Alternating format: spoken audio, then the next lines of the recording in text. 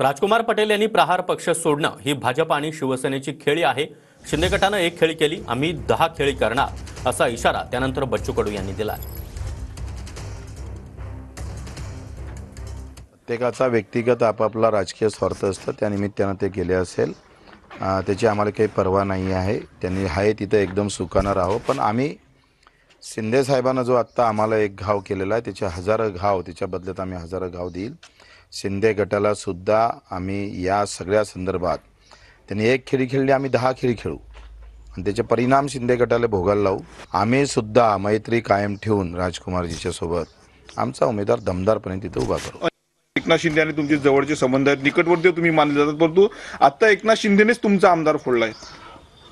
कसं आहे, दिव्यांग मंत्रालय दिलं होतं म्हणून आम्ही त्यांचे ऋण आमच्यावर होते, आम्ही ते ठेवतोय डोक्यात।